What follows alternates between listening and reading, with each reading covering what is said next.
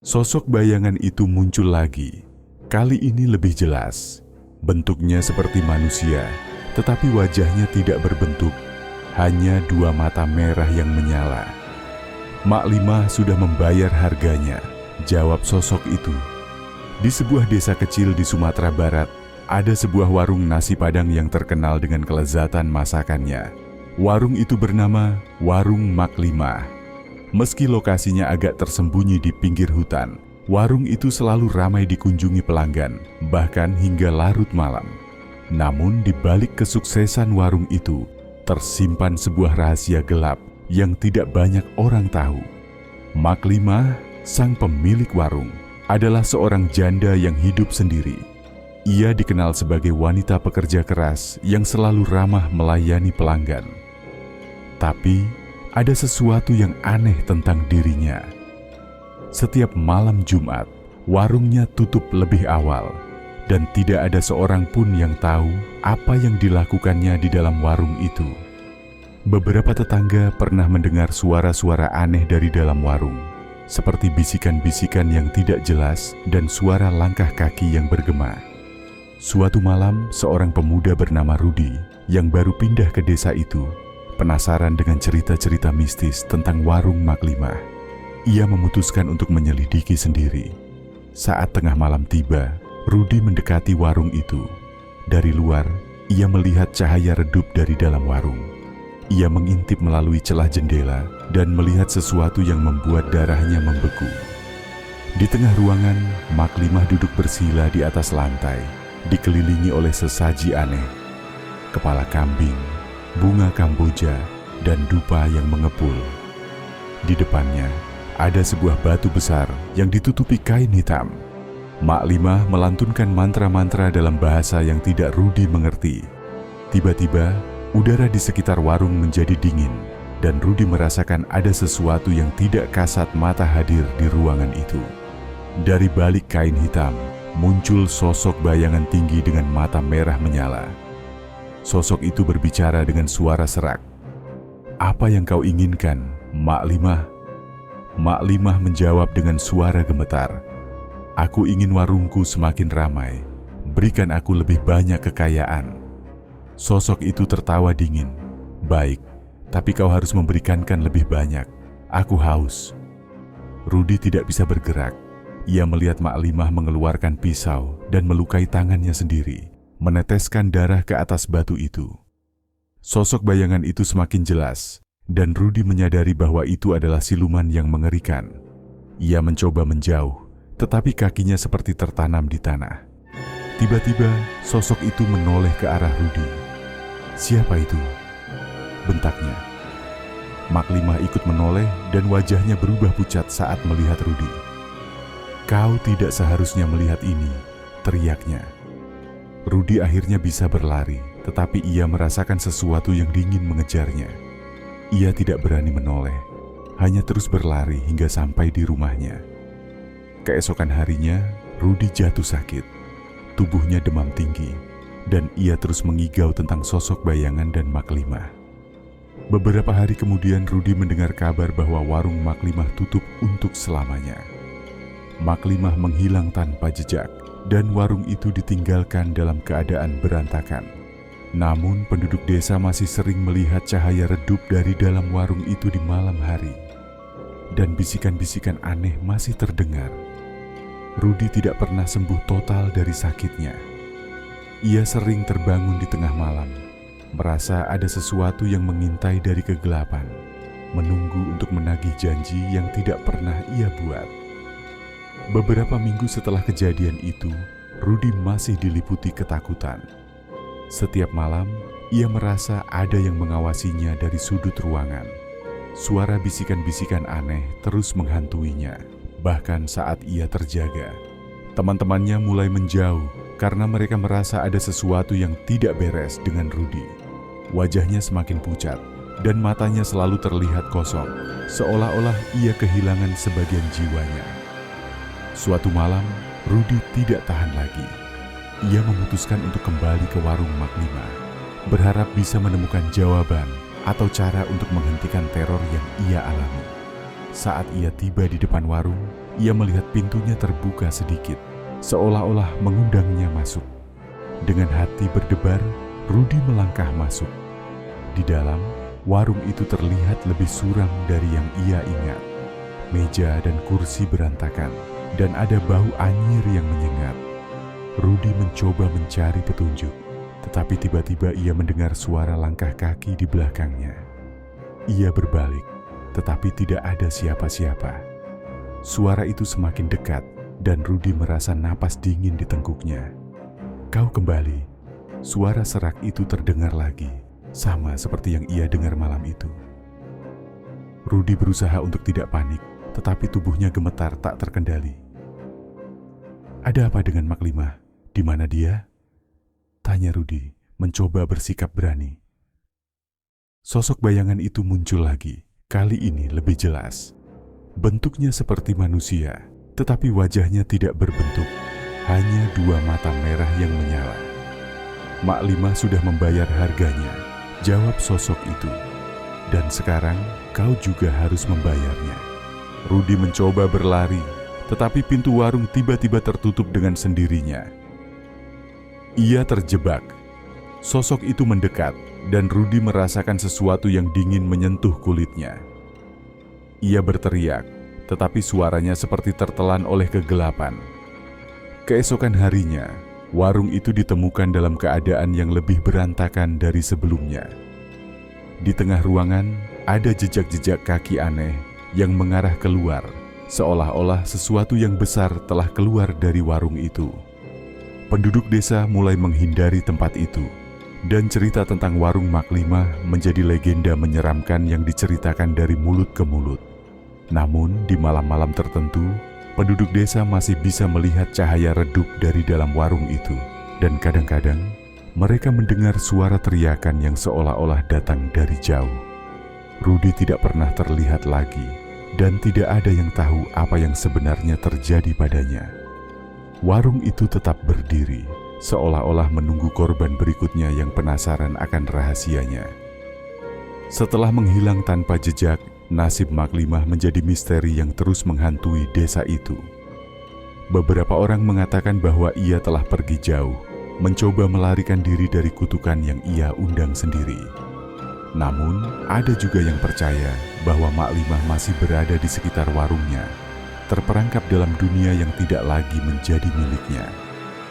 Suatu malam, seorang pemuda bernama Andi yang dikenal sebagai pemburu hantu mendengar cerita tentang Mak Limah dan warungnya. Ia penasaran dan memutuskan untuk menyelidiki sendiri. Dengan membawa peralatan seperti kamera inframerah, alat perekam suara, dan beberapa jimat pelindung, Andi mendatangi warung itu. Saat ia tiba, warung itu terlihat lebih angker dari yang ia bayangkan. Udara di sekitarnya terasa berat, dan Andi merasakan ada yang mengawasinya. Ia memasuki warung dengan hati-hati, dan kamera inframerahnya langsung menangkap sesuatu yang aneh. Sebuah bayangan bergerak di sudut ruangan. "Mak Limah," panggil Andi, mencoba bersikap tenang. Tidak ada jawaban, tetapi ia mendengar suara langkah kaki pelan mendekat. Andi mengarahkan kameranya ke sumber suara, dan ia melihat sosok wanita tua dengan wajah pucat dan mata kosong. Itu adalah Mak Limah, tetapi ia terlihat seperti bukan dirinya lagi. "Kau tidak seharusnya datang ke sini," bisik Mak Limah dengan suara yang hampir tidak terdengar. "Dia akan menemukanmu." "Mak Limah, apa yang terjadi padamu? Siapa yang kau maksud?" tanya Andi, mencoba mendekat. Mak Limah hanya menggeleng, matanya penuh ketakutan.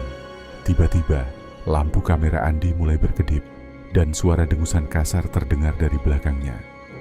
Andi berbalik, dan ia melihat sosok bayangan tinggi dengan mata merah menyala, muncul dari kegelapan. "Kau tidak bisa melarikan diri," kata sosok itu dengan suara yang menggetarkan tulang. Andi mencoba berlari, tetapi pintu warung tertutup dengan sendirinya. Ia terjebak. Mak Limah hanya duduk di sudut ruangan, terlihat putus asa. Andi mencoba menggunakan jimat pelindungnya, tetapi sosok itu hanya tertawa. "Jimatmu tidak berguna di sini," kata sosok itu sambil mendekat.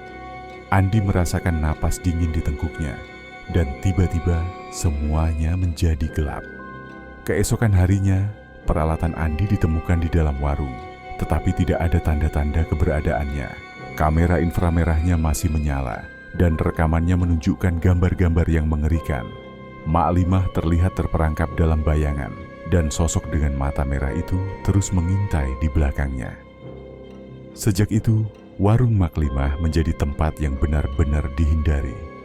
Penduduk desa percaya bahwa Mak Limah masih ada di sana, terperangkap dalam dunia yang ia ciptakan sendiri.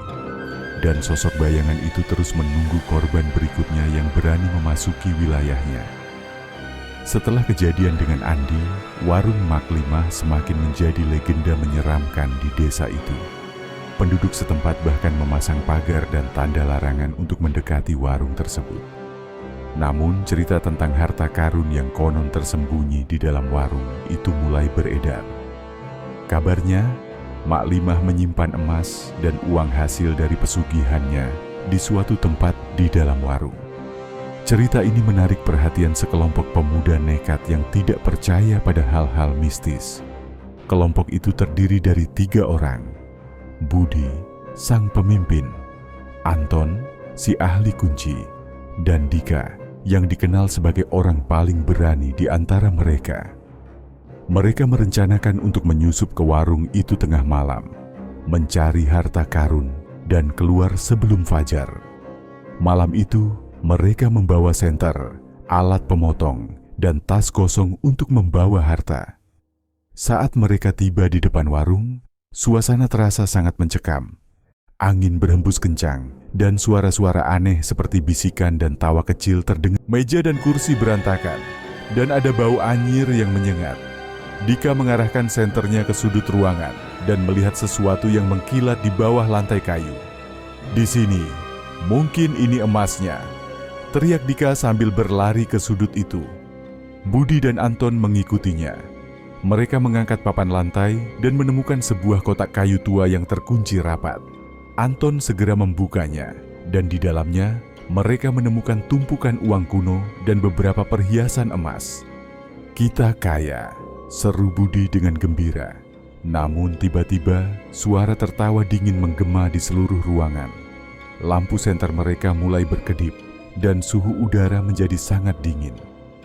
Dari kegelapan, sosok Mak Limah muncul. Wajahnya pucat dan matanya kosong. "Kalian tidak seharusnya mengambil itu," bisik Mak Limah dengan suara yang membuat bulu kuduk mereka berdiri. Dika, yang biasanya berani, tiba-tiba merasa ketakutan. "Kita harus pergi," teriaknya. Mereka mencoba berlari ke pintu, tetapi pintu itu tertutup dengan sendirinya. Sosok bayangan tinggi dengan mata merah muncul lagi. Kali ini lebih besar dan lebih menakutkan dari sebelumnya. "Kalian telah mengganggu tempat ini," kata sosok itu dengan suara yang menggetarkan. "Dan sekarang kalian harus membayar." Budi mencoba memohon. "Kami tidak bermaksud mencuri. Kami hanya ingin..." Tapi sebelum ia bisa menyelesaikan kalimatnya, sosok itu melayang mendekat dan kegelapan menyelimuti mereka. Suara teriakan mereka terdengar, tetapi tidak ada yang bisa membantu. Keesokan harinya, kotak kayu itu ditemukan terbuka dan kosong di tengah warung. Uang dan perhiasan emas yang mereka temukan hilang tanpa jejak. Penduduk desa yang penasaran mendatangi warung itu menemukan jejak-jejak kaki aneh yang mengarah ke hutan belakang. Jejak itu berakhir di sebuah pohon besar yang dikelilingi oleh tanah gembur, seolah-olah sesuatu atau seseorang telah dikubur di sana. Sejak itu warung Mak Limah menjadi tempat yang benar-benar terlarang. Penduduk desa percaya bahwa Mak Limah dan sosok bayangan itu masih ada di sana, menjaga harta karun mereka dan menunggu korban berikutnya yang berani mengganggu ketenangan mereka. Suara bisikan dan tawa kecil masih sering terdengar di malam hari, mengingatkan semua orang bahwa beberapa rahasia sebaiknya tetap tersembunyi. Setelah kejadian mengerikan yang menimpa Budi, Anton, dan Dika, warung Mak Limah benar-benar menjadi tempat yang dihindari. Penduduk desa bahkan tidak berani melewati jalan yang mengarah ke sana. apalagi mendekati bangunannya. Namun cerita tentang harta karun dan kutukan warung itu terus hidup menjadi bahan obrolan di warung-warung lain. Beberapa tahun kemudian, seorang wanita muda bernama Sari pindah ke desa itu. Ia adalah keponakan jauh Maklimah yang baru mengetahui hubungan keluarganya setelah orang tuanya meninggal. Sari adalah seorang wanita mandiri yang bertekad untuk memulai hidup baru. Saat ia mendengar tentang warung Maklimah, ia merasa tertarik. Baginya, warung itu adalah warisan keluarganya, dan ia berniat untuk membuka kembali warung tersebut. Penduduk desa mencoba menasihatinya. "Jangan, Sari, warung itu terkutuk. Banyak yang sudah mencoba, tapi tidak ada yang berhasil," kata seorang tetua desa.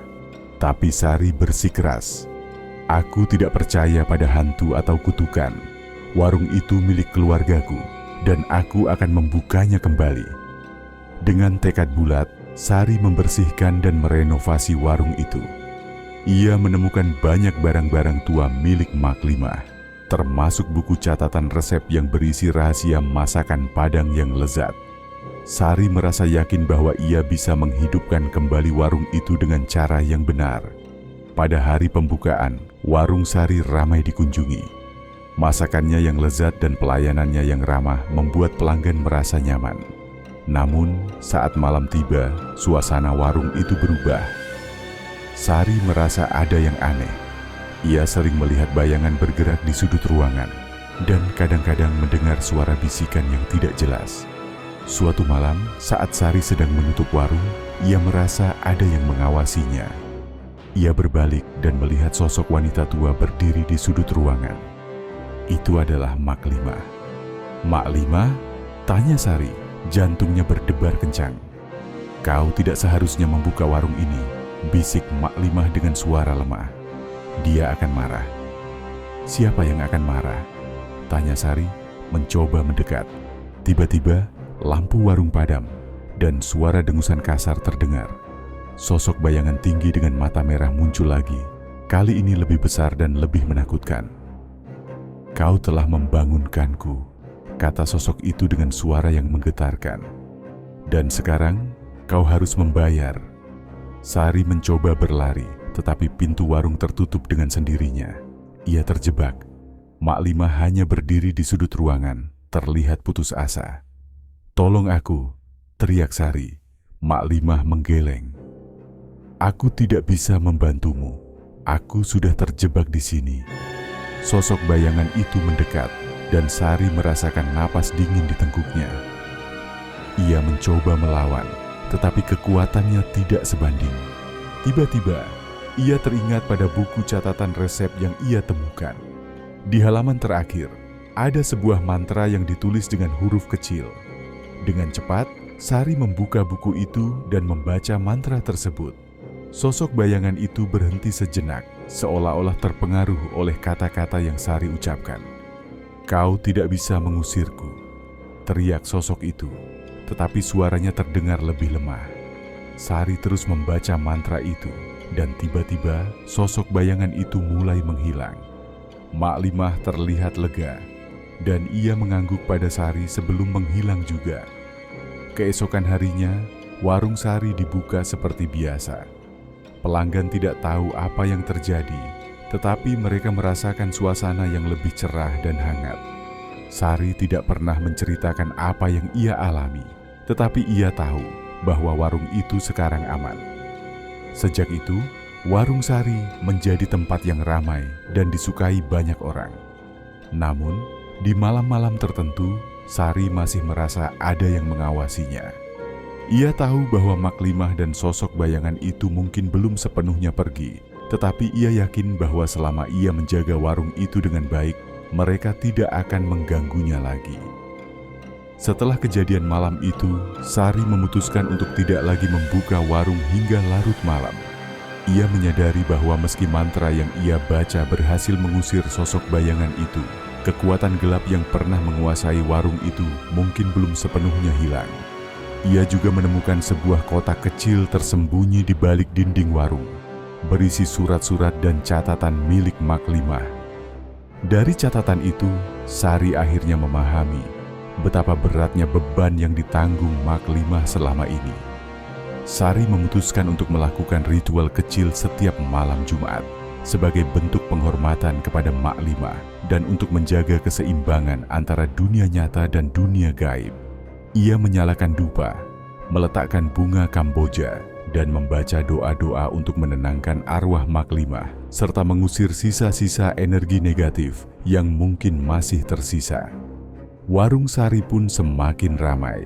Pelanggan tidak hanya datang karena masakannya yang lezat, tetapi juga karena suasana warung yang terasa nyaman dan damai. Sari menjadi sosok yang dihormati di desa, dan ia sering membantu warga sekitar dengan cara yang tulus. Suatu malam, saat Sari sedang bersiap menutup warung, ia merasa ada kehadiran yang berbeda. Ia menoleh dan melihat bayangan samar Maklimah berdiri di sudut ruangan. Kali ini, wajah Maklimah terlihat tenang, tidak lagi dipenuhi ketakutan. "Terima kasih, Sari," bisik Maklimah dengan suara lembut. "Kau telah membebaskanku." Sari tersenyum, meski matanya berkaca-kaca.